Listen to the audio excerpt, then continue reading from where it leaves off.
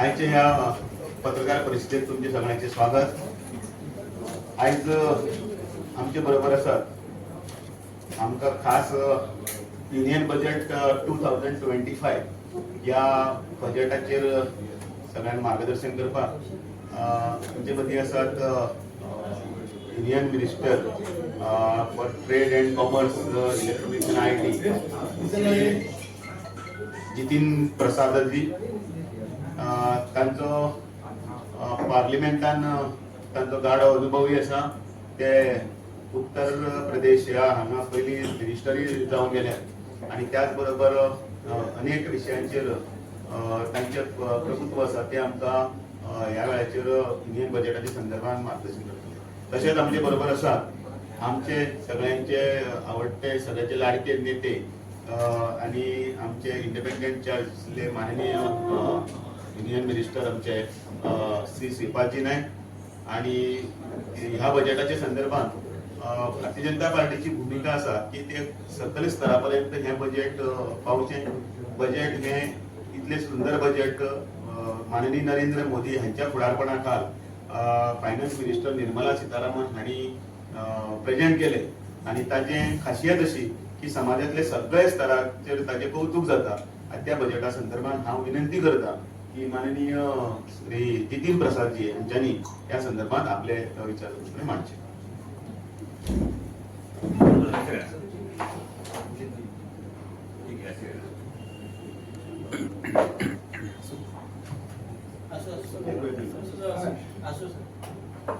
बहुत बहुत धन्यवाद. इंग्लिश हिंदी हाँ कॉन्सर्ट नहीं होगा तो मेरी गुड मॉर्निंग. और आज मुझे सौभाग्य प्राप्त हुआ है राष्ट्रीय नेतृत्व के निर्देश पे जो भारत के इतिहास में सबसे निर्णायक बजट आदरणीय प्रधानमंत्री नरेंद्र मोदी जी के नेतृत्व में माननीय वित्त मंत्री निर्मला सीतारमन जी ने प्रस्तुत किया 2025 का. तो हमारे साथ जिनके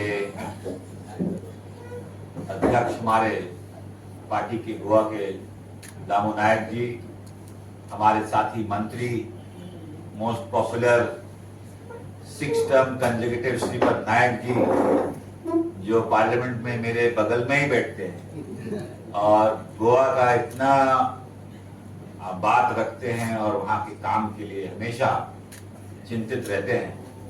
तभी मुझे लगता है यहाँ के लोगों ने उनको 6 बार लगातार रिकॉर्ड बना के जिताया है. हमें भी सिखाइएगा कैसे 6 बार बनाते हैं.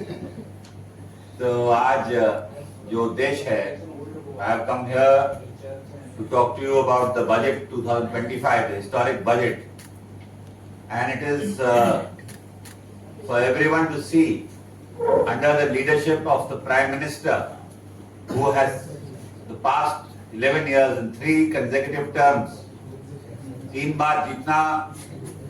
आज के विश्व भर में आप देख रहे हैं कि सरकारें बदल रही, मगर ये भारत की जनता का आशीर्वाद है, प्रधानमंत्री जी का नेतृत्व है कि भारत सबसे fastest growing economies of the world और आदरणीय प्रधानमंत्री जी के नेतृत्व में जो निर्मला सीतारमन जी ने प्रस्तुत किया है उसमें भारत 5th लार्जेस्ट इकोनॉमी तो है ही, मगर बड़ी जल्दी 3rd लार्जेस्ट इकोनॉमी की ओर हम लोग अग्रसर हैं. और विभिन्न चुनौतियां, big challenges of 3 C's, of Covid, of climate change, of conflict which impact the economy. Ukraine रूस में झगड़ा होता है मगर भारत में भी उसका फर्क पड़ता है. उसके बावजूद भारत की ग्रोथ और भारत की अर्थव्यवस्था सबसे सुरक्षित, सबसे मजबूत, सबसे स्थायी. और जो ये 2025 का बजट है इसके 5 लक्ष्य मेन: 1, गरीबी को मिटाना, रिमूविंग पॉवर्टी. 2, 100% quality शिक्षा, education. 3, focus on skill development. 4, 70% महिला तो आर्थिक गतिविधियों में involving them in business opportunities and भागीदारी। 5, making India the food basket of the world, हमारे कृषि क्षेत्र में। तो मैं कुछ ही बिंदुओं पे फोकस करना चाहता हूं, और वो सबसे इम्पोर्टेंट जो इस बजट में मैं कह सकता हूं कि किसी की भी, हमारे विपक्ष भी इस बजट में कोई कमी नहीं निकाल पाया। इतना बैलेंस बजट सभी वर्गों का ध्यान रखते हुए, और खास तौर से जो सबसे बड़ी घोषणा हुई है वो 12 lakh income becomes tax free. This is such a big achievement of the Modi government, that so many people who earn up to 1 lakh rupee a month will not have to pay any tax. जो 1 लाख रुपया महीना कमाएगा वो कोई tax नहीं देगा, और ये उनको तो बहुत बड़ी राहत और बड़ी रिलीफ मिला ही है।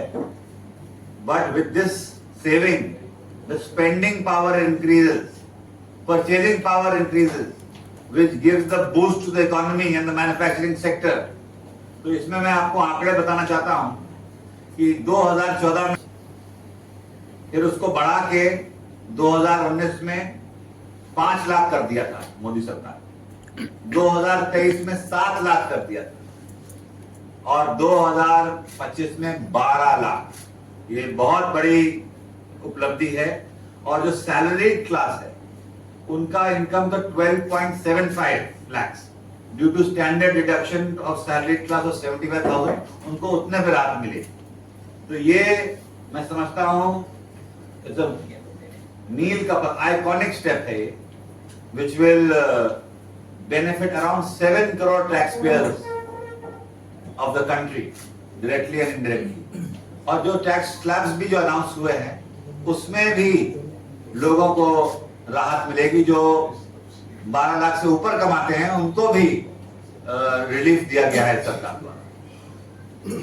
दूसरा, इसमें जो मुख्य बिंदु हैं for the announcements, the key announcements, प्रधानमंत्री धन धान्य कृषि योजना, एग्रीकल्चर सेक्टर की। The scheme will cover 100 districts with low productivity, moderate crop intensity and below average credit parameters.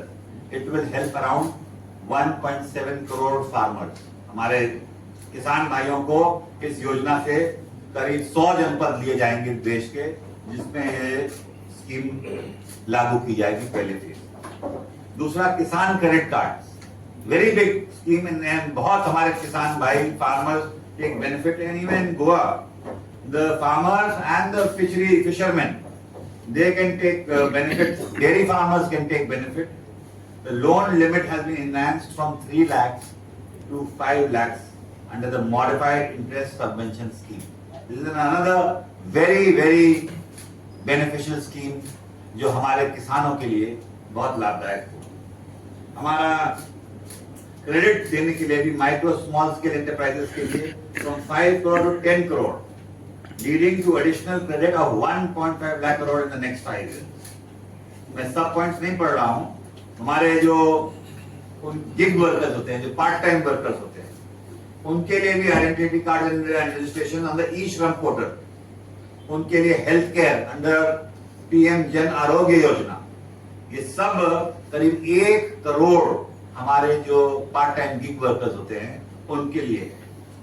और आपकी जो योजनाएं हैं in the tourism sector, which Goa is the flagship, ये टूरिज्म यहाँ का सबसे बड़ा उद्योग है, और टूरिज्म के लिए 50 tourist destination sites in India will be developed in partnership with states through the challenge mode, PPP.